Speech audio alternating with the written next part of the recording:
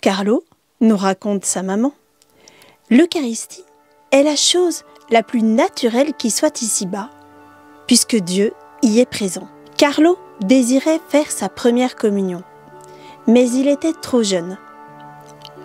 Ses parents lui firent rencontrer Monseigneur Pasquale Macchi. Il se porta garant de la maturité et de la formation chrétienne de Carlo. Aussi lui permit-il de faire sa première communion. Il conseille à ses parents, pour célébrer cet événement, de trouver un lieu propice au recueillement, au silence de l'âme, à l'union à Dieu. Et c'est ainsi que le 16 juin 1998, par une journée ensoleillée, toute la famille monte dans une voiture pour aller au monastère de Pernaga à Perogo. Carlo a tout juste 7 ans. Sur le trajet depuis Milan, juste avant d'arriver, alors que la voiture monte la colline vers le monastère, un berger et son petit agneau traversent la route. Le papa de Carlo est obligé de stopper net. Et Carlo souriait, radieux. Il aimait tellement les agneaux. Alors, Carlo dit à sa famille que ce petit agneau, surgi de nulle part, lui semblait être un signe tombé du ciel. Un petit cadeau juste pour lui. Que se passa-t-il ce jour-là dans l'âme de Carlo? Nul ne saurait le dire. Mais à partir de ce jour, Carlo commença à aller à la messe tous les jours. Voici une méditation de Carlo sur l'Eucharistie. Jésus dit : « En vérité, je vous le dis, si vous ne mangez pas la chair du Fils de l'homme et ne buvez son sang, vous n'aurez pas la vie en vous. Celui qui mange ma chair et boit mon sang a la vie éternelle, et je le ressusciterai au dernier jour. Car ma chair est la vraie nourriture, et mon sang la vraie boisson. Celui qui mange ma chair et boit mon sang demeure en moi, et moi en lui. Comme le Père qui a la vie m'a envoyé, et que je vis pour le Père. Ainsi, celui qui mange de moi vivra pour moi.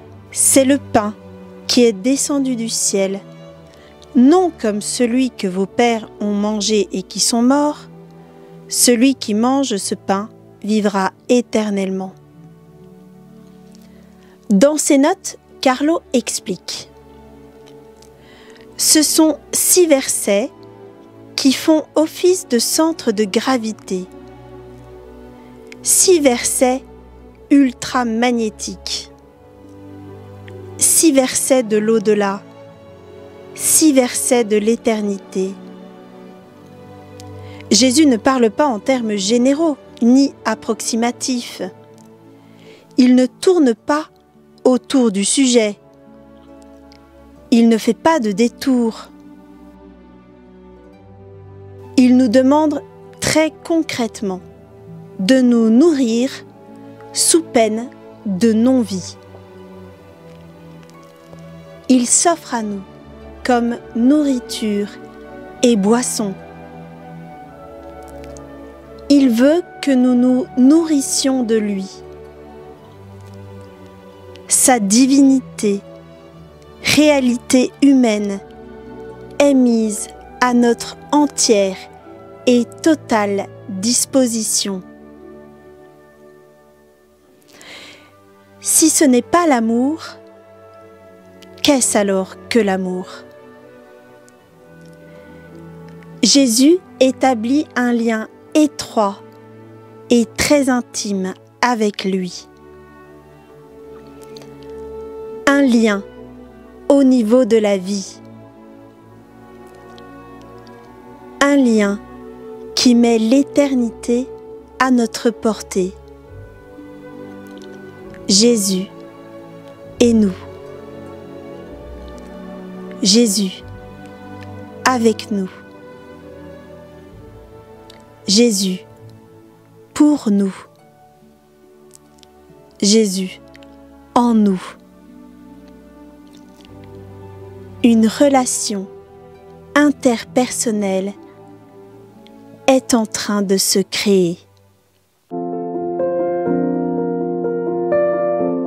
Aujourd'hui, dimanche, nous vous proposons de vous approcher de l'Eucharistie pendant la messe, comme si c'était le jour de votre première communion. Prenez soin de bien vous habiller, arrivez un peu en avance, essayez d'être attentif à la messe et communiez avec plaisir. Goûtez à ce pain divin, comme pour la première fois. Ressentez le goût, l'odeur, la présence de ce pain dans votre bouche. Sentez-le descendre en vous. Profitez de cette présence. Ô Jésus, soleil de justice, qui réchauffez et éclairez tout l'univers, faites luire sur nous votre divine lumière. Embrasez nos cœurs du feu sacré dont vous brûlez vous-même. Remplissez nos âmes de vos splendeurs. Et nous vous prions particulièrement pour le prêtre qui nous est confié. Amen.